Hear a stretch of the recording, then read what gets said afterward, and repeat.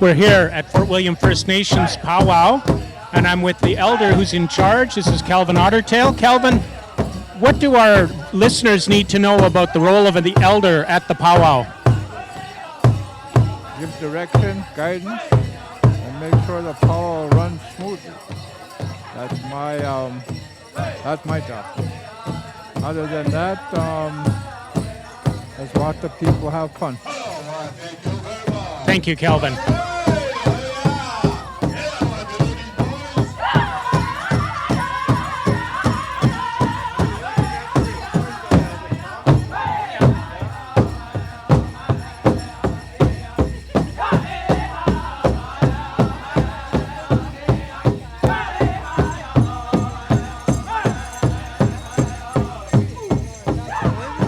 Hey, we're here with Mark Salt, who's in town again. Mark, welcome back to Thunder Bay. Well, thank you for the welcome, buddy. So how are you enjoying the powwow here at Fort William First Nation? Oh, great, great. Not different from down south. What's different in the south? Well, this one's bigger than the ones in our little community, so. And the powwow grounds here are beautiful, man. This is the grand opening weekend for the powwow, so this is kind of exciting. It is very exciting, and I'm, glad I made it up. I was going to go to Fort Francis, go fishing, but I decided to stick around and check out the powwow. And retirement's treating you well? Very well. I'm happy. Let's put it that way. I'm busy, but house and doing things in the community. Hamilton, Brantford as well. So, yeah. Retirement sometimes is the busiest time. Everyone thinks you have free time, so that you end up busier than work. That's right. I got to get a job so I can rest. Mark, thank you very much.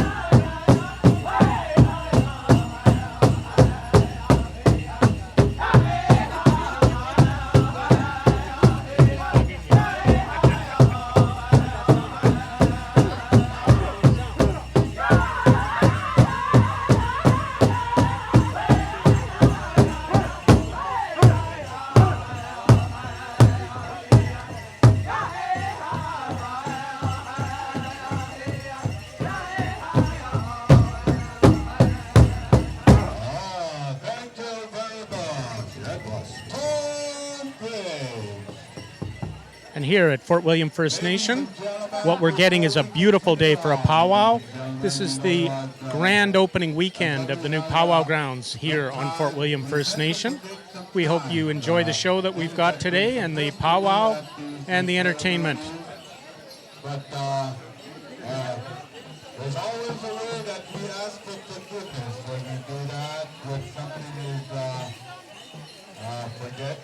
So I'm going to be asking our elder to say the prayer for us that are here and also the ones back home. We have Elder Ottertail to say our prayers. It's James. We're in the Net News Ledger studio. I'm here with Chief Isidore Day. Chief Day is running for the Ontario Regional Chief position with Chiefs of Ontario, which is part of the Assembly of First Nations. Welcome back to the studio. Thanks for having me, James. Now, we were talking a little bit about campaign platform. Right. What are the planks in your campaign platform? Can you share them with us? I know it's early going. Yeah, it is, but I think it's important to let the people know, the chiefs and the general public. It's important to let folks know what we're doing and the plan that we have. Mm-hmm.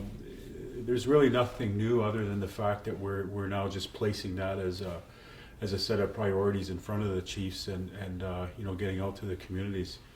But I've said it before, our children really should be our central focus, and basically that is the premise of the work we're going to do, is protecting the future for the next generation and ensuring that what we leave for our children is going to ensure that they have quality of life. Now, one of the most important fundamental pieces going forward is that each First Nation child that's born is born with sovereignty and inherent rights, and those are rights that were never relinquished. We're not a conquered people. The history of war in this country is one where we formed an alliance with the Crown.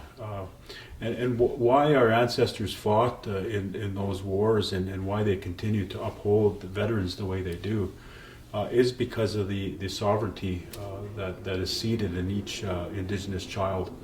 And we are very much focused on ensuring that identity, language, nationhood, all those things that really help a person connect to who they are, that is something for us and our children. So it's really gets very interesting because we know that in our sense of identity is our language. Our language is connected to the land, so it really does snowball and present a whole different set of issues to deal with. The issue of youth and education. What needs to happen? Well, let's face it. I think there's been a long-standing issue that we know we've dealt with the residential schools. So the issue of trying to pull the culture out of a human being and replace it with something that isn't of that individual doesn't work. The residential school issues are clearly something that we're going to deal with in the next generation. However, I think we're at a point in time where we realize that education and the way in which we provide those tools and those options for learning for First Nation people. So we have everybody that I have on my list is here.